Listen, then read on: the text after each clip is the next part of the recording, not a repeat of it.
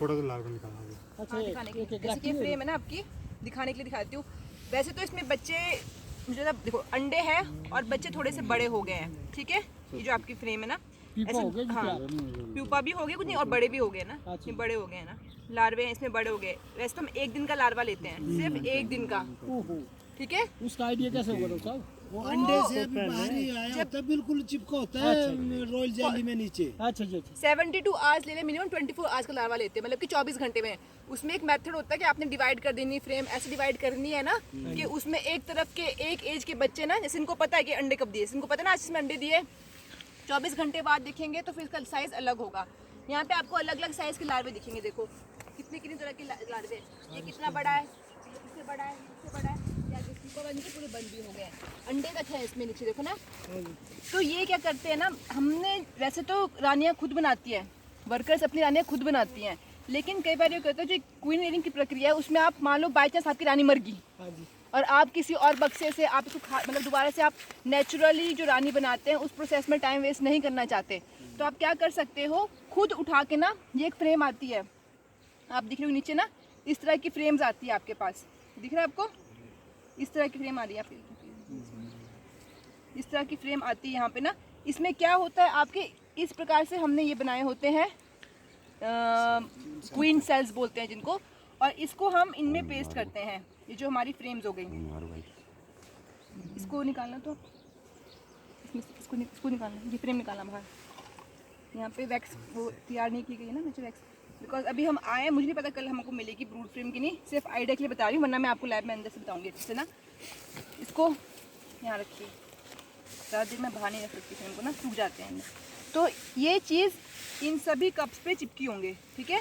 अच्छा, सब पे वैक्स की मदद से चिपके होंगे। ये 2 से 3 निकल गए हैं, वैसे ये साइज़ है, ये देखिए इस तरह से ये चिपके होंगे सब पे, दिख रहा है आपको, इस तरह से चिपके होंगे। सिराना के लिए स्पेशल है, मेलिफेरा के लिए अलग से बने होते हैं, तो इसकी मदद से बनाते हैं हम। मोम, पिघले हुए मोम में हम डालते हैं और इस प्रकार से आराम से बन जाता है।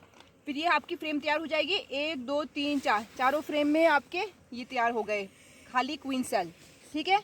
अब क्या करेंगे, ये जो अंडे हैं ना, जो बच्चे हैं, मतलब जो बच्चे हैं आपके 24 घंटे के बच्चे हैं, उसको निकाल के हम इसमें शिफ्ट करते हैं। जैसे मैं निकाल देती हूँ, ये वाला मुझे छोटा दिख रहा है, जो अगर आप ध्यान से देखेंगे ना आपको दिखने, तो इस तरह से होता है लार्वा, सी शेप में, समझ रहे हो, इस तरह से। तो इसका पीठ वाला हिस्सा है ना, वहाँ से उठाने की कोशिश करते हैं हम। जो ये वाली है हम इतना प्रेफर नहीं करते, एक चाइनीज़ नीडल आती है, वो प्लास्टिक का होता है उठाने के लिए, नहीं तो आपका सिंक वाला झाड़ू होता है ना, जानते हो सिंक वाला झाड़ू, उसका अगर आप तना आगे से थोड़ा सा वो कर दो ना, मोड़ दो ना, आप उसका भी इस्तेमाल कर सकते हैं इसके लिए। तो मैं इसको आपको दिखाना चाहती हूँ, लार्वे को उठा के।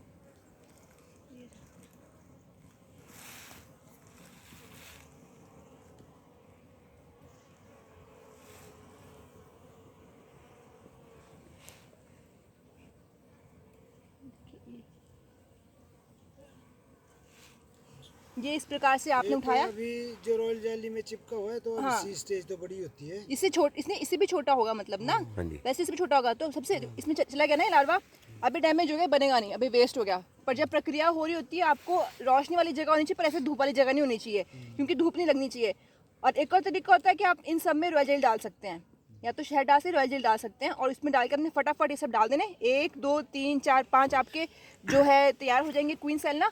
और आपने इस फ्रेम में लगा के, इसमें कितनी फ्रेम लग रही है आपकी, 2 लग रही है, देखिए आपको, ये दोनों फ्रेम में आपने उस बक्से में डाल देने जहाँ आपको रानी बनानी है, वहाँ पे डालनी है। यहाँ से आपने बच्चे उठाए, इसमें डाले, फ्रेम पूरी तैयार हो गई, और डालना है उस बक्से में जहाँ पे रानी नहीं है, रानी बनानी है। तो जो क्या होंगे वर्कर्स, यानी कि जो कमेरी होंगे, उनको बच्चे दिख गए ना, बिना रानी के तो बच्चे नहीं होने थे, लेकिन हम बच्चे कहीं और से लाए, उनको बच्चे दिख गए, वो बच्चे को क्या देंगे, रॉयल जेली। रॉयल जेली से क्या बनती है, रानी। वो कब तक रॉयल जेली खिलाएंगे, जब तक कि उनके पास एक रानी ना आ जाए। तो उनमें से कोई ना कोई मतलब वो सबको एक बराबर खिलाएंगे। तो कम से कम 10 दिन के बाद आपकी रानी हमारी मेलिफेरा में तैयार हो जाती है। उसके बाद हम उसमें लगा देते हैं ये प्रोटेक्शन के लिए क्वीन सेल कप, क्योंकि जो रानी पहले निकलेगी, सब कितनी रानियाँ बन रही है आपके, देखो 1 2 3 4 5 6 7 8 9 10 11, मतलब 12 ले लो अपना बीच कोने के, 1 2 3 8 रानियाँ मानो, अगर आपकी एक बारी में भी 8 रानियाँ बन रही है ना, जो पहले आएगी वो बाकियों को मार देगी, ये एक नेचर होता है। तो इस प्रकार से आप उठाते हैं, देखो यहाँ पे। और आप मैं दिखा सकती हूँ, और भी एक छोटा है, इसमें वेस्ट नहीं करना चाहती पर मैं आपको एक ही दिखाऊंगी। ये देखिए, जितना छोटा होता है ना उतना उठाना उतना आसान होता है। कितने आसानी से उठ गया वाला, उठ गया ना, देखो ये वाला। और ये इस प्रकार से हम रख देते हैं। ये तो भी खाली है ना, ये तो नहीं है, मतलब कि ऐसे रख देंगे इसमें। अभी मैं वापस डालती हूँ, ऐसे उसको मार देगी, अभी यूज़ नहीं करेगी ये, पर चलो तब तक के लिए ठीक है। ये आपकी, अब ये यहाँ पे इन्होंने क्या करना है, इनके पास रानी है ना इस बक्से में, और बच्चे भी है, लेकिन इनकी ये क्या करेगी, रानी नहीं बनाएगी। मतलब इसके पास ऑलरेडी रानी है। रानी सिर्फ तभी बनाती है बक्से में मधुमक्खियाँ जब उनके पास रानी नहीं होती।